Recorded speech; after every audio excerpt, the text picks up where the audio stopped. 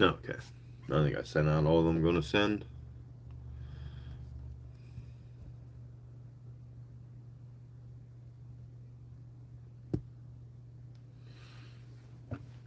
Hey, there's Dude.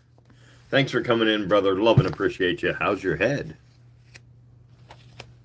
Mine's pretty baked. I couldn't tell you what I'm smoking. I know I got it at the dispo, and I know it's over 30% THCA. So that's all I can tell you. I think it's something I've had before, though.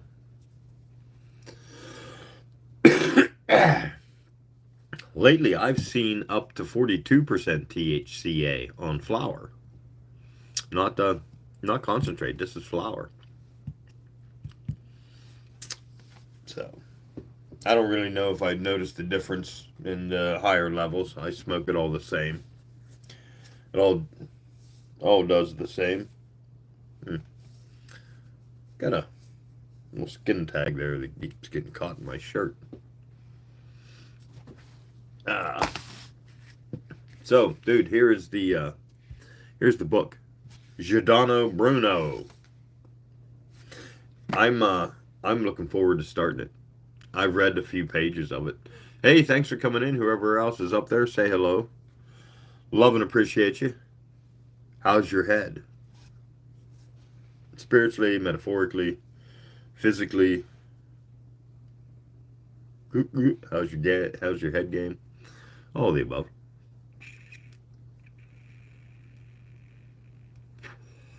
Do you? That's funny because I never smoked crack.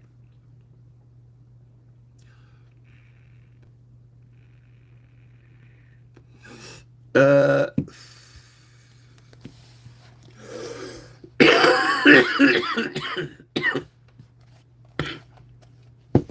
sorry, sunshine.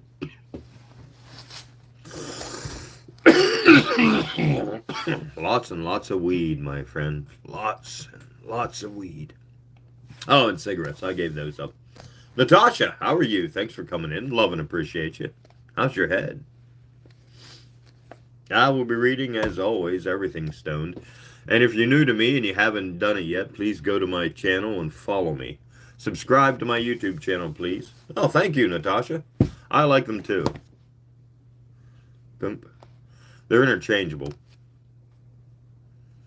I just pop it on there. It's held on by magnets.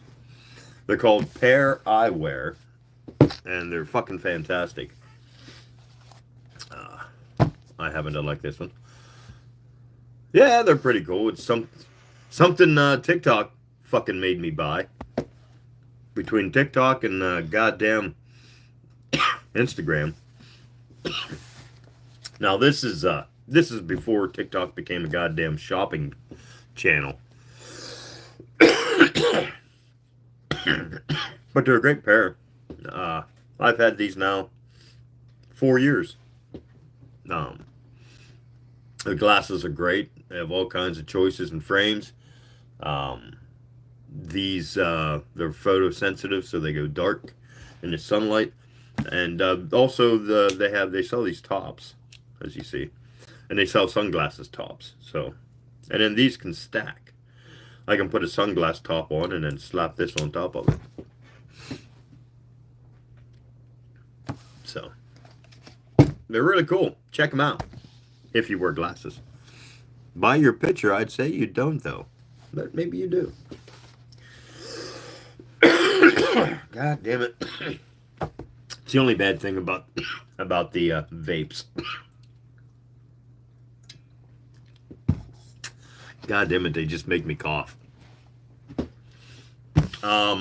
Yeah, if you're not familiar with me, I read out loud while stoned. And, oh, just sunglasses? Oh, well, maybe someday. This is the book going up next. This is a little blue book, hence the title of my channel, Reading Little Blue Books.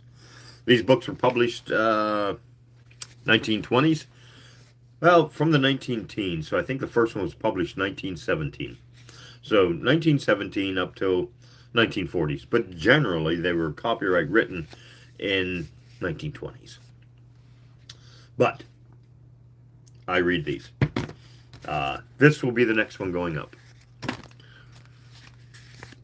Giordano Bruno. The story of his life and martyrdom. It's a pretty good one. I've picked up a few, read up the first, what did I read? I think I read the first 5 or 6 pages. And, oh, yeah, he lived 1548 to 1600. So, that fucking vape, that cough will stick with me now. Yep. So please go and subscribe to my YouTube channel. I generally put up new videos once or twice a week. And there's probably close to, I don't know, 230 to 250, maybe more videos on my channel now. So, Maddie, thank you for the share of the reel. It just popped up there. Let me, that's something I need to do. Let's turn off notifications. Okay, I'm back. Oh, it was nice meeting you too, Natasha. Have yourself a good night.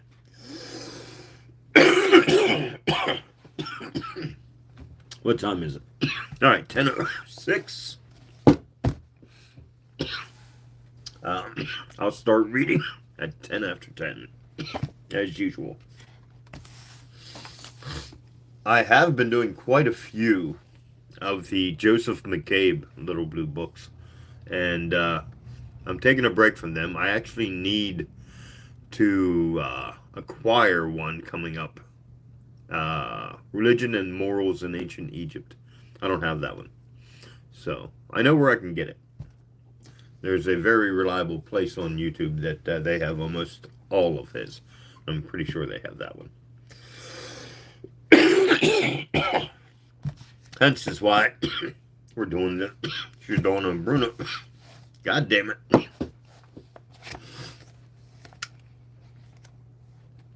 I think that was probably the first vape I've done today. I think that's why it's sticking so much in my cough.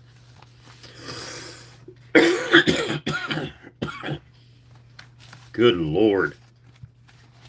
Alright, guys. We're almost ready. Has Eli made it in? Is Eli here? Well, I really wish I could click on that and see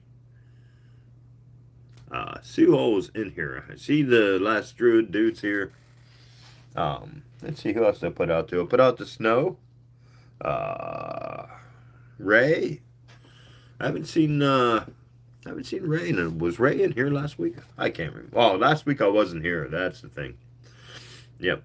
I skipped a Wednesday. My throat wasn't feeling the best. So. But we might get through the rest of Callahan's in an hour. How many pages do we have? Let's see. We're on 140. How far does Callahan's go? No, it goes almost to the back. 170. So, 30 pages. I don't know. That's a lot of pages. It's a lot of pages for an hour, motherfuckers.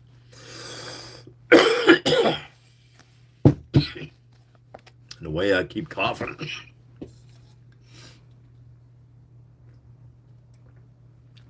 Man, sometimes a vape will just catch you sideways. And that cough will stick with you for hours for some reason. It'll sneak up on you in the most inopportune times. What's our time? What is it? Ah, it's 10:09. All right, 1 minute till I start reading. If you're new to me, thanks for coming in. Love and appreciate you. How's your head? And please go subscribe to my YouTube channel. I would greatly appreciate it. You don't have to watch the videos if you're not interested. I only post like once, twice a week, so you won't get that many notifications. But the subscription's nice. Hey, you never know. You might like my videos. So, give one a listen at least.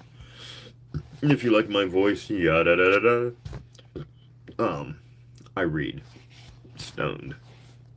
As always. What's our time? 10:10 wins. All right, everybody. We're going to start off. We left off on page 140. Callahan's Crosstime Saloon. Let's see. I'll go back a paragraph. A friend. A man who had saved my life. A guy who wanted to be an artist when he got home. carved up like a Christmas turkey by a bunch of slant-eyed monkeys. It became much more than easy to kill gooks. It became fun. The rest of my tour passed in a red haze. I remember raping a woman. I remember clubbing a baby's skull with a rifle butt to encourage a VC sympathizer to talk. I remember torturing captured prisoners and enjoying it. I remember a dozen little milets, and I remember me in the middle with a smile like a wolf. Fury tasted better than confusion, and this time it was easier to kill than to think. I don't know what would have happened to me if I'd come home kill crazy like that. God knows what happened to the ones that did. But 2 weeks before I was due to go home, I got a letter from a friend in the States, a supply corporal back at boot camp. Steve McConnell had died in military prison. He fell down the stairs and broke nearly every bone in his body. But it was the ruptured spleen that killed him. There had been no inquiry. The official verdict was accidental death. As accidental as Sean's. Except our side did it. In the time it took me to read that letter, I went from kill crazy all the way to the other kind. And the next morning I took my squad out and tried to die and loused it up and got my second Purple Heart and Silver Star. I never got another chance in Nam. They sent me home from the hospital with some neat embroidery on the seam of my shoulder and a piece of paper that said I was a normal human being again. Killing myself didn't seem as reasonable in the States as it had in Nam somehow. So I tried forgetting instead.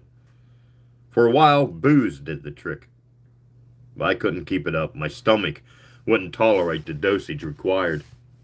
Then, for a while, pot was a real help. But some ways made it worse. Visions of spurting blood and Sean's fingers and Steve's boneless like a jelly man. So, I tried to hit a Coke. And that was just fine. And one day, a spade who looked a lot like Steve laid some smack on me. Heroin was just what I'd been looking for. And it wasn't any surprise when I got a Jones. A habit, I mean. But it's funny. I guess I really didn't want to kill myself at all. I heard about this transcendental meditation stuff and started hanging around Ananda Marga Yoga Society meetings, and boy, I kicked clean. Instead of getting high on smack, I got high on big bites of bliss, which is cheaper, healthier, legal, and a much more satisfactory head all the way around. It was over a year before I noticed I was accomplishing anything. But about that time, I got lucky and took my Dr. Webster's advice and started coming to Callahan's place. Things started getting clearer in my head, a lot clearer. Next thing I knew, I was on a stage giving a speech to the VVAW. And I learned that there are things worth fighting, and fighting for. But fighting clean. I started giving talks and joining demonstrations and appearing on TV. I've been arrested 4 times. Had my leg broken by a county cop, and they took my name off the Native Sons honor roll in my hometown. My father won't talk to me. Yet. And my phone is tapped. I feel great. And it's all thanks to you, Mr. Callahan, Tony finished. Shucks, Tony, Callahan rumbled. We didn't do anything for you that you couldn't have done for yourself. You accepted me, Telesco said simply. You made me understand that I was just a normal human being who'd been caught up in a nightmare. A nightmare that made him Turn the page. That made him realize he had the makings of a killer ape in him. One night, I told you and your customers this whole story, and you didn't stare at me like a mad dog. You told me that I needed a bigger audience. You showed me that it wasn't my killer nature that was shameful, but the refusal to think things out that landed me a nom in the first place. You showed me that just because it took me a while to make the sort of decision Steve made, didn't mean I didn't have Steve's kind of guts in me somewhere. I was sure I didn't have that kind of guts, and so I never looked for them. When I did, I found them, because you had faith in me. Jail is just no picnic, he told the rest of us. But I want to do what I can to see that no one else gets caught in a meat grinder like I did. But I don't do it from guilt. I do it for its own sake. He looked at Callahan. I already got my absolution here. Callahan topped off his glass and slapped him on the back. Well spoke, Tony, he boomed, and we all raised our glasses and toasted him in union. The fireplace exploded with glass when we were done. I knew it, said the doc. As soon as I saw him dressed as a shepherd, I knew he was to be a vet. Groans arose, but the comic relief was timely. If you don't pipe down, Doc, he won't be the only horse doctor around here, Callahan attempted. Now, said the doc, I'm a happily married man. I don't fool around with horse in either of our professional capacities. I started to ask if the doc's capacities were truly professional, but before I could, Mickey Flynn grabbed Callahan's shoulder so hard he winced. Something nobody else could have managed. My friend Mike, Finn said urgently, that person there in the green costume, it ain't no costume. He is not human. Callahan blinked, and such jaws as were visible dropped like gallows trapdoors. If anyone but Finn had said that, anywhere but Callahan's place, we'd have thought he was crazy or drunk. We're going to pause there because I got fucking cottonmouth, bitch. Alright, there we go. Both sides. Alright. I see further into the infrared range than you humans, Finn went on hurriedly. I was watching the currents of heat from the fireplace make patterns in the air while I listened to your words, enjoying their lazy beauty. But I just caught the green one, watching them too. Close examination shows me that his fur and features are genuine. Friends, this is an alien. Excuse me. We all stared at the green fellow, waiting for him to take off his mask and say something.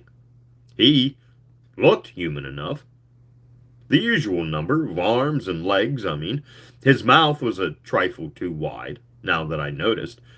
And the fur sure looked awful real. If those pointed, oversized ears were glued on, I couldn't see where. He looked back at us, put down his glass, and shrugged knobbly, tufted shoulders. There is no point in denying it, gentlemen. I am not human. In fact, I came here tonight specifically to tell you how unhuman I am. The words I have heard encouraged me to confess, but still, I hesitated. However, now that I have been identified by another non-human, I suppose I must speak. Will you listen? Callahan spoke for all of us. Mister, if you've got troubles, you're in the right place. Go ahead. The green alien nodded. His eyes were deeply troubled. My name, gentlemen, he said in a pleasing tenor, is Brood 7 Sub 2 Raksha. As well as it can be translated into your tongue, I am, well, the profession does not really exist as such here. But my function combines elements of sociologist, psychologist, soldier, and farmer. My people are the Krundai and Krundar. My home is located so far from here that your instruments have not yet detected its sun. There are several dozen Krundai on your planet. A team which has been here for over 2,000 years. A team of which I am the least number. He paused and looked embarrassed. What are you fellas doing here? Callahan asked.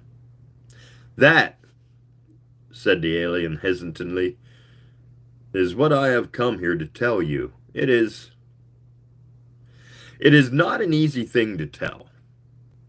I have spent almost 30 years of your years formulating my opinions in words and seeking someone to whom to speak them. 15 of those years sufficed to eliminate as confidants all my fellow Krundai. For another 10, I debated whether I could conceivably unburden myself to a human. Unable to resolve the question, I spent the last 5 years picking those humans in whom I might confide. I found on your planet a total of only 2,000 or 3,000 humans who I felt might be able to understand and help. And 35 of those are now present in this room. All of you at this table are such. He looked around at each other. We looked around at each other, wondering whether we were all special or just crazy in the same way. I sure didn't feel special. Pause for hydration. Dude, how are you, brother? It's about time. Eli, never mind. My brain just had a brain fart. It'll be all right. Even now, Rashka went on, I have not entirely resolved my debate. My decision is much like that of Mr. Telesco, but it is further complicated in that it could involve betraying my entire race. The presence of Mr. Finn, whom I find to be, as he says, as non-human as myself, complicates things considerably. Although I suspect his origins may better enable him to empathize with me. He faced Finn. Space holds many viewpoints, Finn. You seem to be a traveler of broader experience than these Imperials. Will you try to understand me? Finn looked him square in the eye. I will listen. Raksha didn't seem to care much for that answer, but he nodded. He turned to us. Will you, all of you, swear that no word of what I tell you will reach my fellow Krundia, whatever. I must warn you that confiding in other humans would accomplish this thing. This time there was no more need for us to look around than there was for all of us to speak. Every man at this table can keep his lips buttoned. Callahan said simply, speak your piece. The green, furry alien looked us all over one last time, one after the other, beginning and ending with Callahan. As his eyes met mine, I noticed for the first time that the surfaces of them rippled, with faintly glistening semicircular lines, just like the one you look for when you're pouring coffee into a dark cup. They shifted position in a different way than the specks of a human eyeball do, independent of the motion of the eyes themselves. They scared the hell out of me somehow, more than the fur in the ears did. He reached this decision. Yes, gentlemen, you are right. Come what may, I must speak. If I can be helped by anyone of any race, it is you. Brood, help me if I cannot. I grabbed a pitcher and got half of it down before Bill and Sam snatched it away. I must begin, the alien went on, by explaining to you some central facts about my people. Hydrate.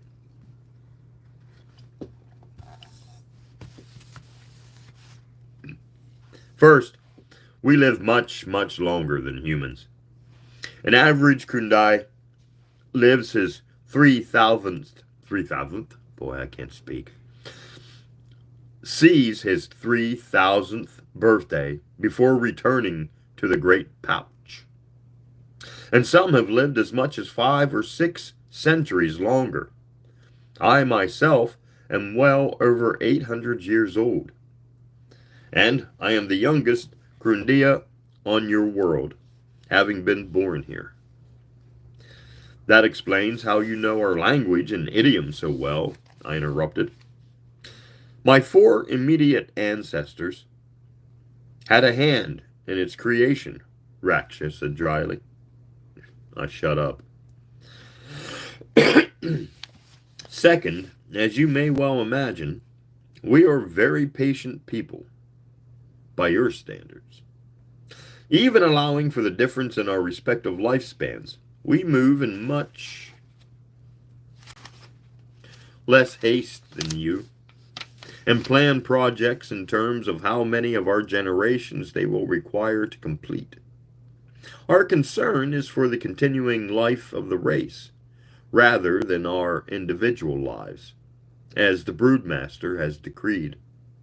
Third, we have an ingrained loathing for killing or violence. That cheered me up quite a bit, although I don't think I was really scared with Flynn around. That guy could maybe use this earth to light a cigar with if he had a mind to.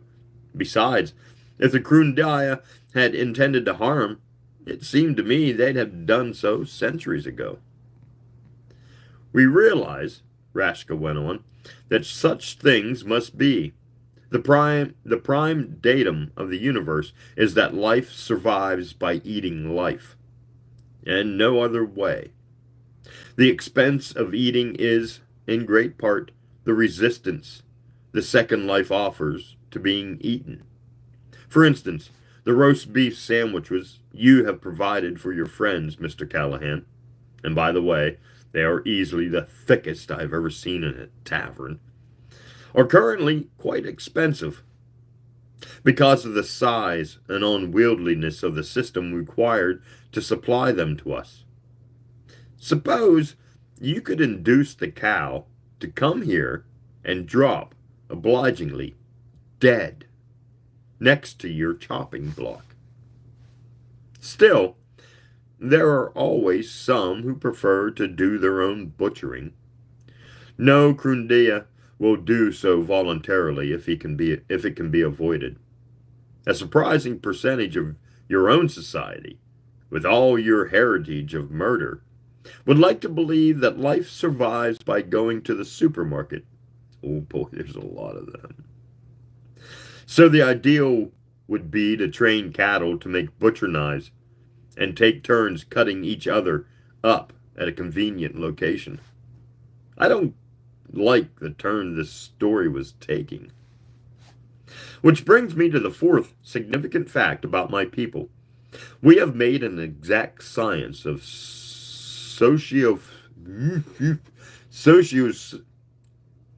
my brain's got to take a second to wrap around this, of sociopsychology.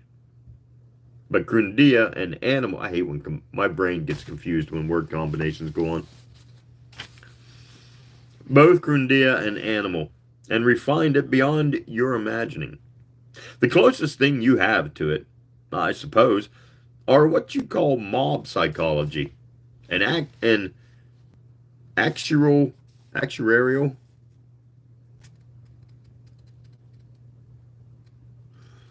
I blipped out. Actuarial tables. Boy, that word does not make sense to my brain. The spelling of it.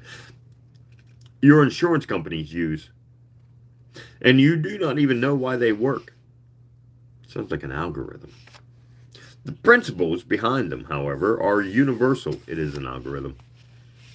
And part of a grand picture which your race will probably never perceive. One of your great writers invented something akin to it called psychohistory. But even that unfulfilled daydream pales beside our knowledge. For psychohistory worked only for humans and could not predict the appearance of genius or mutation. We can manipulate any sentient race that lives, produce geniuses in order by manipulating society's laboratory conditions. And the nature and causation of mutations are fundamentals of Grundia psychology.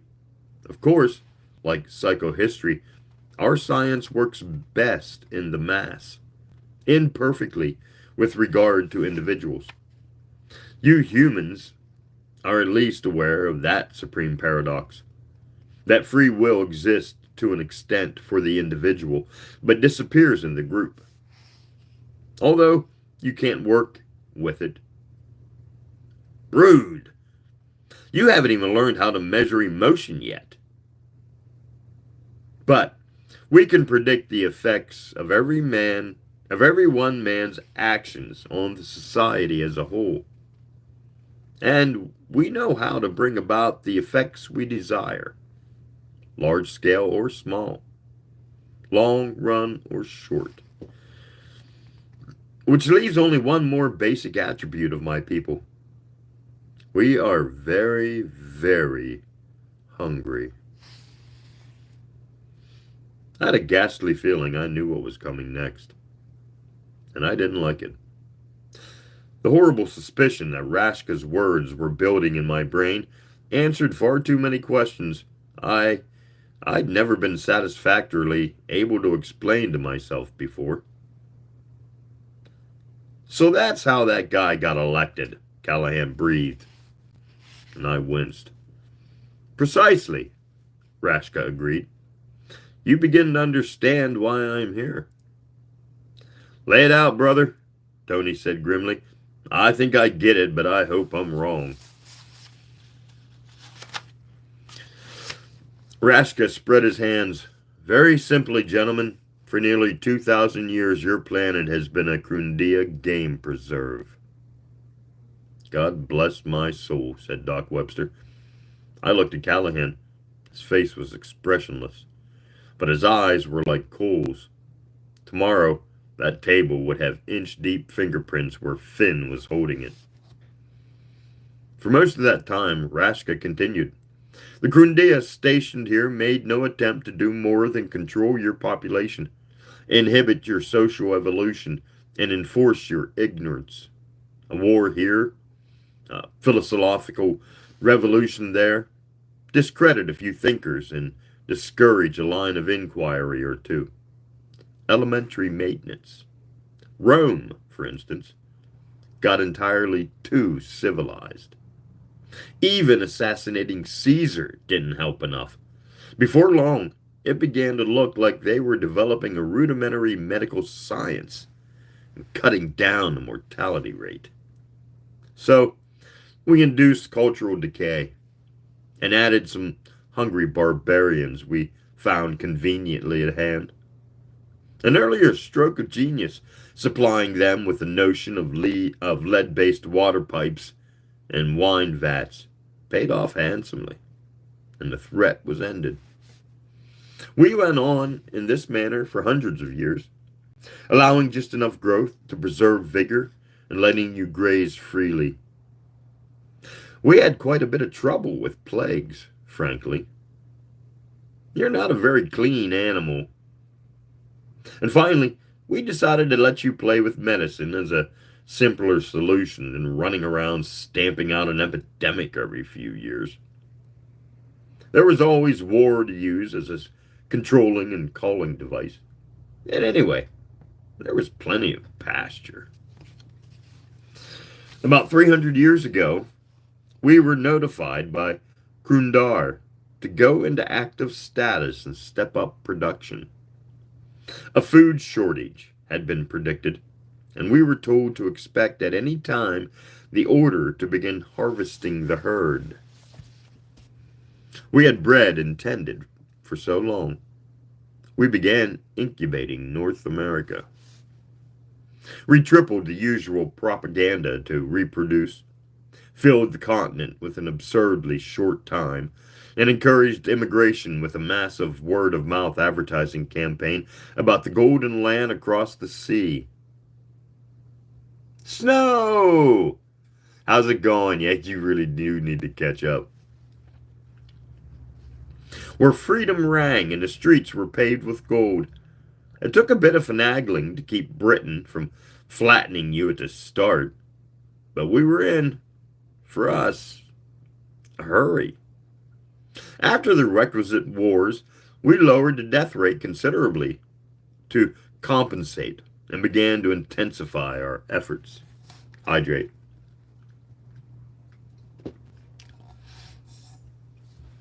100 years ago, we received the last command. We have been preparing you to slaughter yourselves ever since. Holy Jesus!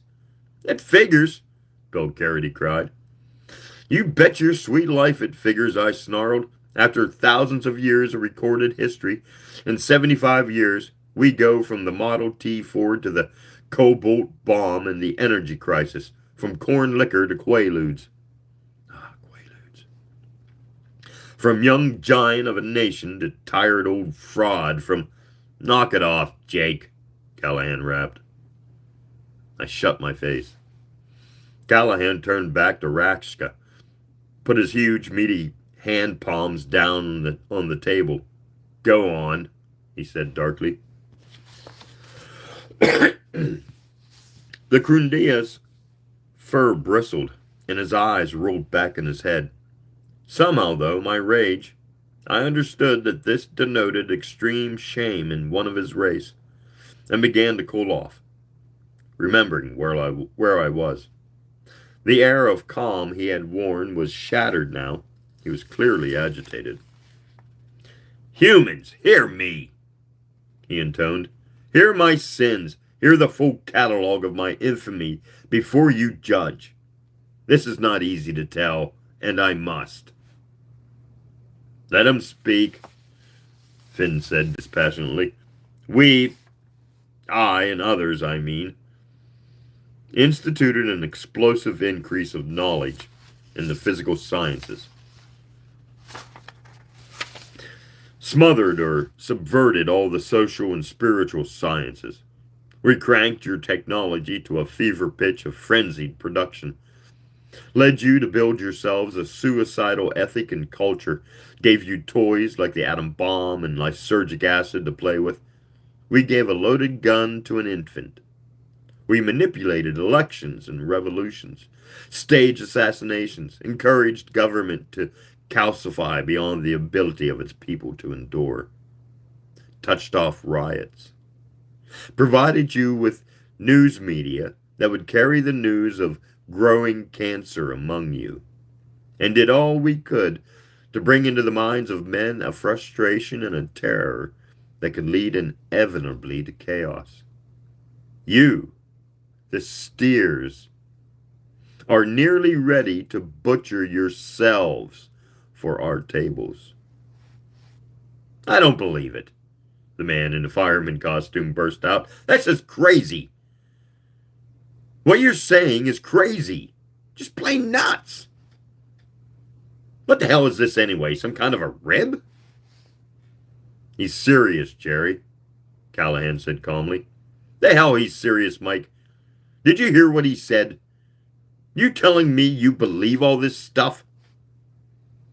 Jerry's right, the duck said. This guy's nuts. Oh, you fools, Raksha burst out. Are you too ignorant to see the pattern? Your whole history makes sense only by positing the four most far-fetched twistings and contradictions to human nature. Use Occam's razor by the brood. Could any race be so suicidal and have lived for this long? Do you really think think it's accidental that your people went from outhouses to zero-gravity toilets in half a century. From the Merrimack to Skylab in one short century. By our standards, we have turned your planet upside down in a twinkling. Are your lives so short that you have not perceived their acceleration? The pace of progress yanks you ahead faster than you can run. Do you not notice? Callahan looked across the crowded, oblivious room to Tom Hopman behind the bar. Some of us notice, he said softly. The fireman shook his head. I don't buy it. That sounds like some crazy science fiction notion. Conspiracy of aliens, my foot. I don't believe in little green men. Rosca finished. The signs are everywhere around you, Jerry. The squelching of the Air Force's study of unidentified flying objects should have alerted anyone with eyes and ears, save that we had carefully engendered a climate of ridicule and disbelief. We have become more cautious since then. But look beyond the physical evidence. Do you believe it blind chance that physics has leaped vast spans, while psychology muddled off into blind alleys? Do you really believe man so incurious about himself that it has taken him thousands of years to even begin a science of sociology?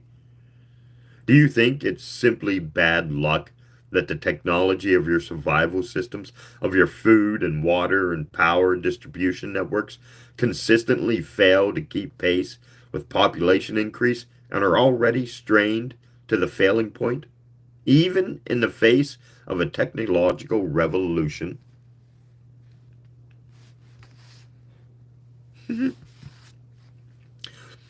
Does it make sense that after living side by side with natural drugs and hallucinogens of all types for millennia, men have suddenly become dependent on them? Has the worldwide depression, economic and spiritual, escaped you? Does it not surprise you that no language spoken by any people on earth corresponds with observable reality? Do you think the simultaneous collapse of an ages-old ethical system and a 2-century-old value system to be mere unfortunate happenstances? You broodless fools, do you really think God died of natural causes? That's a good quote. No, my friend, Charles Fort was quite correct. You are property, and on the whole, not very bright property. You follow your political and philosophical leaders blindly to the slaughter, grateful to be led. And 1 in 100 of you is a Telesco or a McConnell, with the sense to pull out of the mad death race. You must see it, man, he said to Telesco. You rejected the world we can die made for you.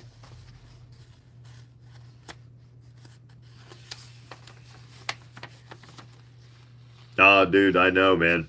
As I'm reading it, I'm thinking, yeah, it ain't a whole lot changed. Turning to the page. Hydrate. Jerry, I said, one of the most precious possessions is a lapel button with white with black letters. It says, "Go Lemmings Go." Raksha is telling the truth. The fireman shook his head like an enraged bull. This is crazy, he insisted. How can you be telling us all this? I mean, if you're right, what makes you think we won't tear you to pieces? This is Callahan's place, the alien said simply. I am here for absolution. That brought us all up short. Even Jerry. He stiffened, his mouth opened, but there was no words in it. Why? Cried Doc Webster in agony. How could a race so old and wise be so savage and murderous? We are not, Rashka returned, agony in his own voice. You kill animals for food. We ourselves have never killed. People are not animals, Tony said with quiet force. To my people you are, insisted the green one. You lack an attribute from which there are naturally no words in your tongue. That attribute is central to the Krundaya. Without it, even if you went to the great pouch at the end of your days, you could not suck. To us, you are less than Krundia. The sign of the brood is not upon you. You are food. My people feel no more guilt over engineering your destruction than you would if you could talk to a cow into butchering itself. Why all this dancing around? Callahan asked him. Why not just wipe us out? Sounds to me like you've got the moxie. I have told you, Raska cried. We abhor violence. The fact that you can be induced to inflict it upon yourselves is, to us, proof that you are food. Less than Krundia. If you and other races do not spare us the necessity, we should be forced to kill our own food like beasts. But the great brood saw our needs and fashioned the lesser races to breed and feast upon, without the need to nurture violence in our own hearts. First, the winged, heat-seeking fleg of Krundar, which fell from the skies like our fires. Then the blue-skinned ones in our neighbor planet, who destroyed their atmosphere just before developing interplanetary travel. Then the krill from a nearby solar system, who warred to extinction among themselves. It has always been so. It is unforgivably bad form to slay one's own meat oneself. It indicates that one is not in the favor of the brood. When did your people begin sort of encouraging the food into the pot? Callahan asked. So long ago that it would be meaningless to you, Raksha told him. We learned early that the gifts of the brood are not free. We must labor for them to earn a place in the pouch. I still don't see how you could have done it, Jerry said, baffled but obviously believing now, convinced by the pain in the furry alien's voice and the aura of shame around him. In the same way that a statesman can be induced to do what he knows is insane, Raksha explained, by appealing subtly to his own self-interest. We ran a continuous and subtle propaganda campaign, took away any valid reason for living other than personal enrichment and comfort, and then saw to it that the immediate personal interest of millions of people served our ends. One of the simplest methods was to install in an enormous number of people the compulsion to amass more money than they could possibly use. Enough were successful to leach national economics into anemia. Another was to whip up an intense interest in sex, far beyond the demands of nature, to keep population growth beyond your capacity to adapt. Much work was required to squelch interest in space programs before they could provide an escape valve. You humans are so short-sighted, your lives themselves so short. It is easy to manipulate you.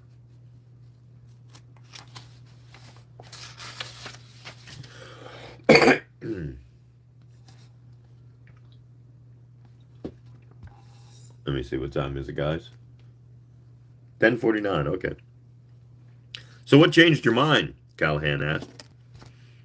You personally, I mean.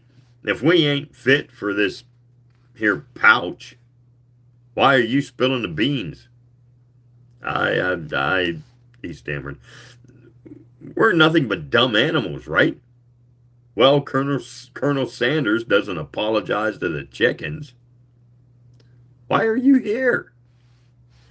The green man groped for words, his pointed ears waving nervously. I don't know, he said at last. I cannot satisfactorily explain it to myself. There is a climate of belief which runs all through your thought and literature, a conviction that you humans have a higher destiny. This idea has been of use to the Kundaya many times, but we did not plan it. It was there when we came. It may be that it is contagious. I do not know.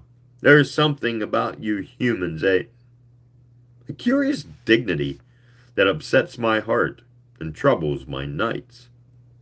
Finn spoke up, startling me. I think I know what you mean, friend Raksha, he said in that flat voice of his. Michael, he went on, turning to Callahan, do not be so certain that Colonel Sanders does not apologize to his chickens, as you put it. I have myself brought about the extermination of several races in the days when I served the masters, and yet last week when I slaughtered my pigs I grieved for them. They were stupid and dirty and mute, but even a pig may have dignity. They did not and could not comprehend why they died, and yet, in an irrational way, I wished I could explain it to them. He turned and spoke again to the furry Krundai.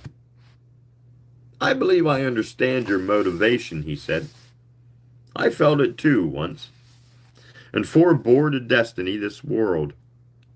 It seemed a planet of madmen, although much of that appears to be the doing of you and yours. But I knew that not, for you were well hidden. Yet still I stayed the hands of my masters, betrayed my purpose, because I learned here in this room that men have love. That is the quality I selected for you, for in a human audience, Rashka admitted. The thing you call love, we Krundaya had always found to be a symptom of the attribute I spoke of earlier. The human possesses the symptom without the attribute. It is one of the great anomalies that complicated my thought and delayed my confession until now. This propaganda stuff you talked about, Callahan persisted. I still want to know how you put it across. Whisper in the Wright brothers' ear? Write newspaper editorials? Spread rumors? Sometimes, Raksha said, and hesitated. His features assumed a deeper green. And sometimes, he went on with obvious reluctance, by direct intervention. Disguised as humans, you mean? Fifth column and that? The big Irishman seemed to be seeking something from Rashka that I couldn't figure out. All the Krundaya on your world have, at one time or another, impersonated humans for various reasons. One of us was Saul of Taurus, another Torquemada, another Thomas Edison, Otto Hahn, yet another. And you, Callahan bored on implacably, who were you? I remembered suddenly how long ago Raksha had said he began to regret his job, and my blood went cold as ice. He said, biting the words off with an effort, I was known to men as Adolf Hitler. The silence was a living thing that gnawed at our reason, paralyzed our thought. All around us, a Halloween party continued insanely. Heedless men laughing and dancing, the four gorillas in the corner playing poker. There was not a damn thing any of us could say, and after time, Raksha went on listlessly. It was an easy role to play. It took no significant fraction of the training I had received in crowd control. It was so easy that I had time to think, to observe, to learn firsthand what I was doing. Perhaps it was because I was born here and have seen Krundar only once. For whatever reason, I began to doubt. Subconscious uncertainty spoiled my work. The major purpose of that campaign was to prolong hostilities long enough to force the development of atomic weapons, and I nearly succeeded in aborting the mission by folding too quickly. But my colleagues were able to redeem my error by drawing out the Pacific conflict just enough. I told myself with depression, I told myself depression was the stigma of personal failure. But I knew in my heart that it was in fact the repair of my mistakes that unsettled me. I have thought on it long and hard since, and now I am here, and I have spoken. Doc Webster produced a hip flask from somewhere on the south slope of his belly, upended it, and slapped it down empty. On all sides of us, people drank and chattered and laughed, oblivious to the drama in their midst. The doc found his voice someplace. It sounded rusty. "What do you want from us?" he croaked. "Absolution?" I looked at Tony and Jerry and Finn, winced as I thought for the first time in months of my dead wife and child, killed years ago in a crash when the brakes I installed myself to save a buck failed in traffic. This was the place for absolution, all right. It was Callahan's stock and trade, and this seemed like our greatest challenge. The brawny Irishman's voice shocked me when he spoke. It was as cold and hard as an axe handle in February. The word has another word in it, he said. Solution. First, let's find a solution, and then absolution will take care of itself. How can you stop this program? Rashka's fur bristled. He looked flustered. "I cannot," he wailed. "Can't you talk your people out of this?" Sam Thayer asked. "Why won't they listen to you?" "Impossible," the alien said flatly. "They could not conceivably understand my words. I am not sure I do myself. Have vegetarians made any real impact on your planet?" "They have wherever they could convince folks that a cow might have a soul," the doc asserted. "But you do not have the attribute," Rashka insisted. "I don't know what the hell this attribute is," Callahan growled, "but I get the idea that we have the potential for it. The symptoms, I believe you said. Could it be we never developed it because our people have been under the protection of yours since infancy?" "No Krundaya would believe that," Rashka replied. "If I voiced such an opinion, I would be judged insane and induced to suicide." "Can you sabotage the campaign?" Telesco asked. "Join our side and do the guerrilla?" "With you to help, we might." "No," Rashka said violently. "I cannot betray my people. It is unthinkable." "It was unthinkable for me once," Tony persisted. "But when I saw what I had become, I repudiated what my people were doing, worked to stop it." "Me too," Jerry chimed in. "You do not understand," Raksha hissed. "You are not Krundia. And this Finn may belong to a powerful, warlike race for all I know. I have committed an unthinkable crime by relying on your discretion and telling you all this. I can do no more." Tony had a soldier's tactile mind. "Can you tell us where and how to locate your people?" "We'll stop them." Finn spoke up before Raksha could answer.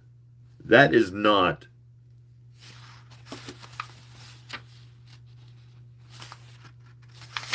possible," Callahan finished quickly.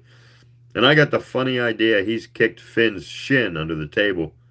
If these boys led us by the hand to the atom bomb, there ain't a lot we can do to stop 'em, Tony."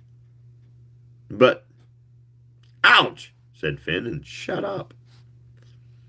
"No," Callahan went on. "If anyone can help us, Raksha, it's you. Or did you just fall by to make a headman's apology?" "I can do nothing for you," Rashka said miserably. "I seek only absolution." "Brother," I said sympathetically, "you're caught between a falling rock and a hard place. Sam and Doc also began to make noises of commiseration, and Bill Garrity started to ask Raksha what he was drinking. Just the man of Callahan's, offering understanding and help as always. But Callahan raised a hand. No, he said quietly. We stared at him, stunned. Callahan, withholding absolution. You can't drink in my bar, brother, he said, staring Rashka in the eyes. And you can't have our forgiveness. There's a price for absolution on this planet, and it's called penance. Tony here gets arrested for joining demonstrations.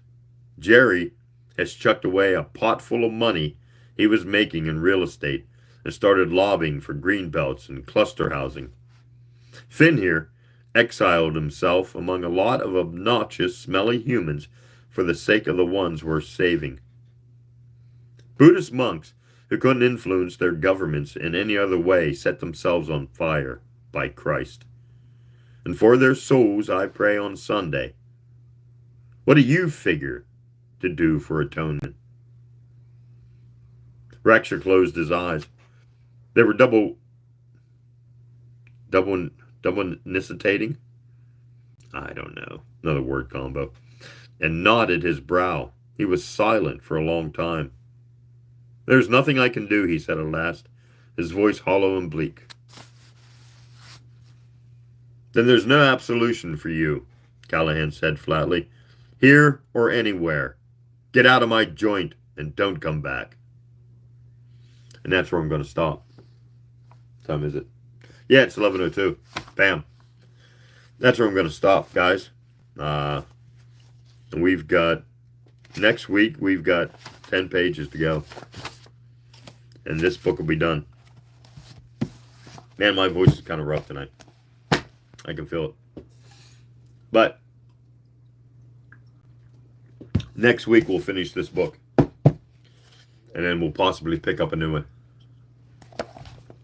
And I'm not sure what that one will be. I'll have to look back there, dude. You sent me. So I'll pick a book out. But, all right, guys.